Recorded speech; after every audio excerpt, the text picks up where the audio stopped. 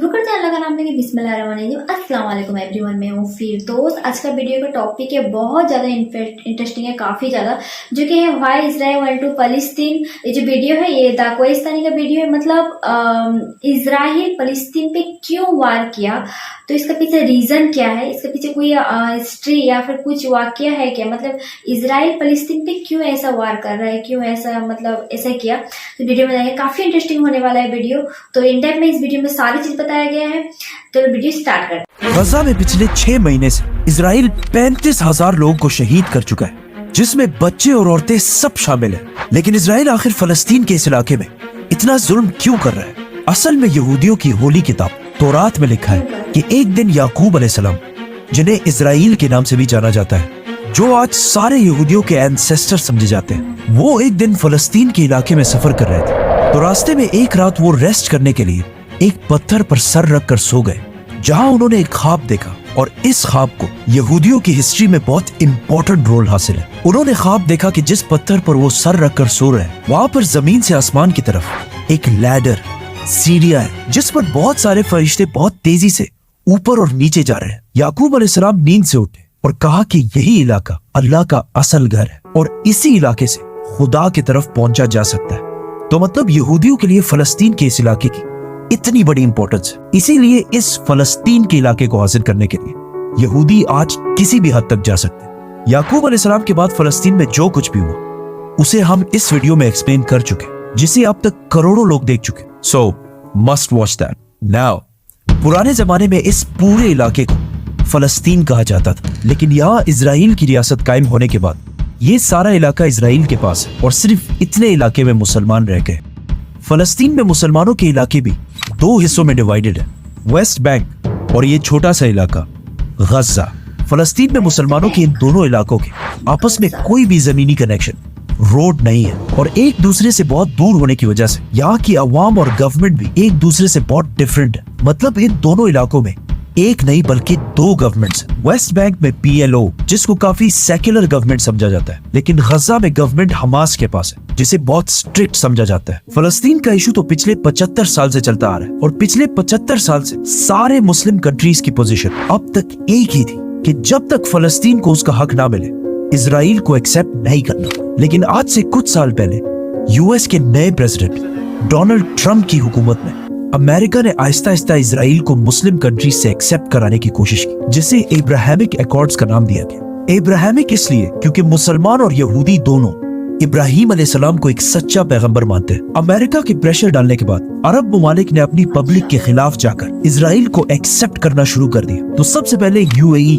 Bahrain, Morocco, Oman, इन सारे अरब countries ने Israel को एक्सेप्ट कर लिया और जो भी मुस्लिम कंट्री इजराइल को एक्सेप्ट कर लेती, अमेरिकन गवर्नमेंट ने उन्हें स्पेशल एड भी दिया। मतलब सूडान के इजराइल को रिकॉग्नाइज करने के बाद अमेरिका ने उन्हें $1.2 बिलियन का लोन दिया और उन्हें टेररिज्म एक्सपोर्ट करने वाले कंट्रीज के लिस्ट से भी हटा दिया। और मोरक्को के इजराइल को एक्सेप्ट करने के बाद अमेरिका ने मोरक्को की डिस्प्यूटेड इलाकों को भी एक्सेप्ट कर लिया, जिसके बाद आहिस्ता आहिस्ता सारी Muslim countries, Pakistan, Indonesia, Bangladesh, सब पर प्रेशर डाला गया कि वो भी इजराइल को एक्सेप्ट करें। कहीं से एक लॉबी तो आई थी कि जी इजराइल को रिकॉग्नाइज करें, और ऐसा लग रहा था कि दुनिया का सबसे बड़ा अरब मुल्क सऊदी अरब भी इजराइल को एक्सेप्ट करने ही वाला है, क्योंकि मोहम्मद बिन सलमान ने कहा था कि सऊदी के लिए इजराइल से ज्यादा ईरान खतरा है। और ये भी पॉसिबल था कि अगर सऊदी इजराइल को एक्सेप्ट कर लेता, उसके बाद बाकी सारी मुस्लिम कंट्रीज ने भी इजराइल को एक्सेप्ट कर लेना। इसके अलावा पिछले कई डेकेड्स इजराइल मुसलमानों के इलाकों में बहुत चालाकी से सेटलमेंट्स बना रहा था। मतलब बहुत ही चालाकी से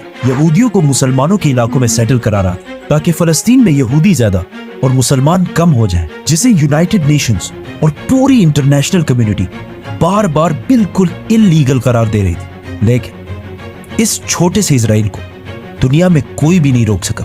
इन सारे चीजों की वजह से पूरी दुनिया में ये कहा जा रहा था कि अब फाइनली फलस्तीन का मसला हमेशा के लिए दफन हो जाएगा और इजराइल पिछले 75 साल की ये जंग जीत जाएगा। तो आखिर आज से 6 महीने पहले 7 अक्टूबर को गजा को कंट्रोल करने वाले हमास ने अचानक इजराइल पर हमला कर और उनके फाइटर्स इजराइल में दाखिल हुए और वहां उन्होंने 1130 लोगों को कत्ल किया और गजा से बाहर ऑलमोस्ट 24 किलोमीटर का इलाका कब्जा कर लिया, जो इजराइल के साइज के हिसाब से बहुत बड़ा इलाका है।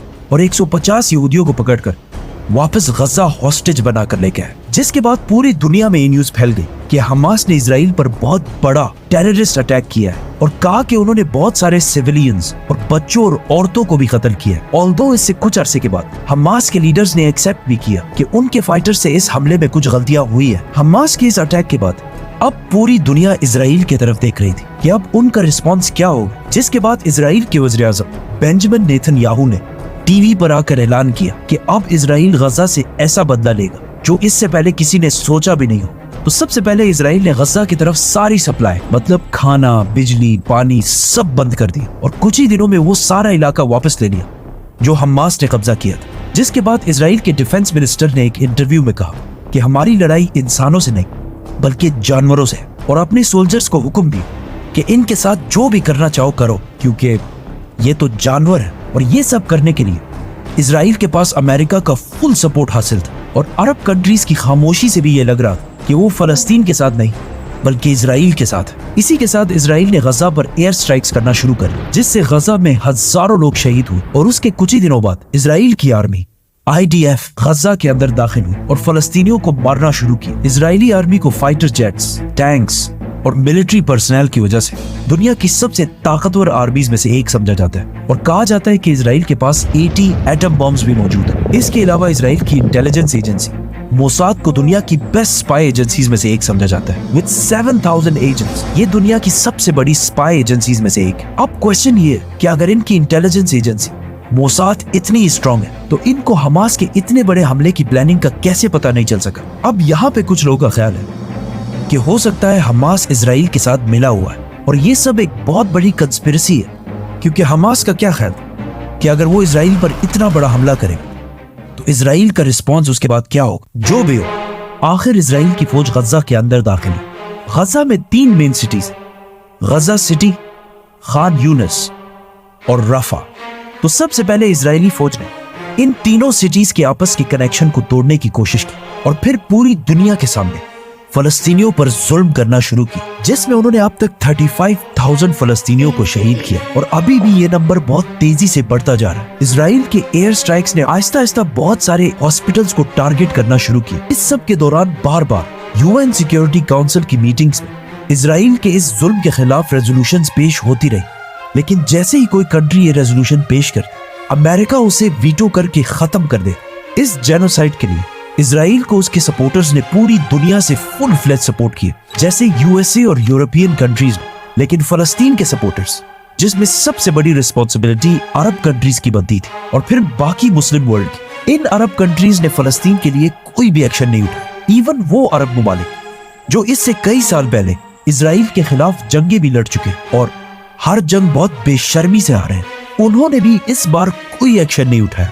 मीनवाइल जब सारे मुस्लिम कंट्रीज फलस्तीन के इस मसले को इग्नोर कर रहे थे, उसी टाइम दुनिया के सारे मुसलमानों ने इजराइल के खिलाफ खुद ही एक्शंस लेना शुरू कर दिए और आहिस्ता आहिस्ता पूरी दुनिया में इजराइल के खिलाफ प्रोटेस्ट होना शुरू हुए।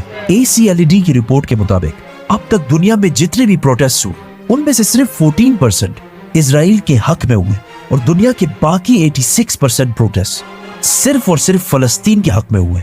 मुस्लिम दुनिया की आवाम ने सिर्फ प्रोटेस्ट नहीं बल्कि एक और एक्शन भी लिया। मुसलमानों ने इजराइल की कंपनीज और या इजराइल को सपोर्ट करने वाली कंपनीज का बाइकॉट करने की कोशिश की, जिनमें top of the line companies were Coca Cola, McDonald's, KFC, Pepsi, Nestle etcetera.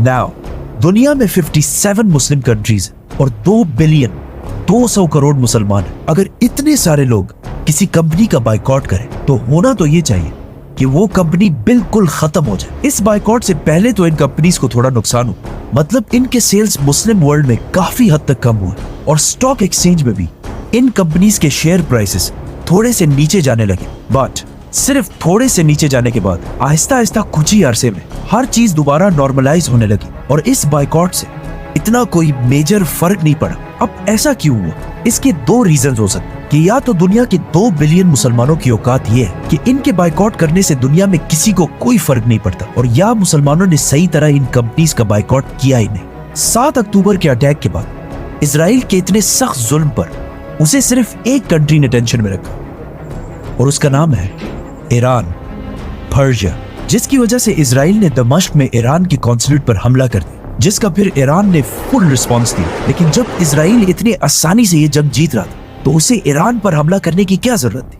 इसके पीछे भी दो ऑप्शन। इसराइल इस वक्त बहुत स्ट्रांग होने की वजह से चाहता है कि ईरान को भी इस जंग में लेकर आए, जो इस वक्त दुनिया में बिल्कुल अकेला है, और उसकी गवर्नमेंट को आहिस्ता आहिस्ता कमजोर करे। और दूसरा ऑप्शन ये है, इसराइल के अंदर 3 बड़े पोर्ट्स हैं और इसराइल अपनी ज्यादातर ट्रेड इन्हीं 3 पोर्ट से करता है।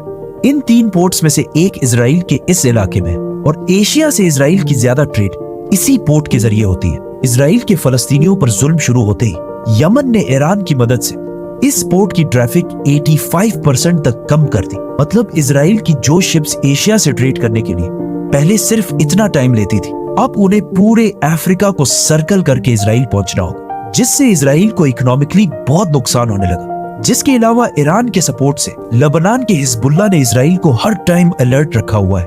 हो सकता है इन चीजों से तंग आकर इसराइल ने आखिर ईरान पर हमला करने की कोशिश की। इसराइल के वज़ीर आज़म बेंजामिन नेतन्याहू से एक इंटरव्यू में पूछा गया कि इसराइल के लिए दुनिया में सबसे बड़ा खतरा कौन है, तो उन्होंने कहा The 3 threats. Iran, Iran, Iran. लेकिन अब जब पूरी मुस्लिम दुनिया इसराइल को एक्सेप्ट करने की तरफ जा रही है, तो ईरान बिल्कुल अकेला दूसरी साइड पर क्यों जा रहा है? Let's talk about Iran.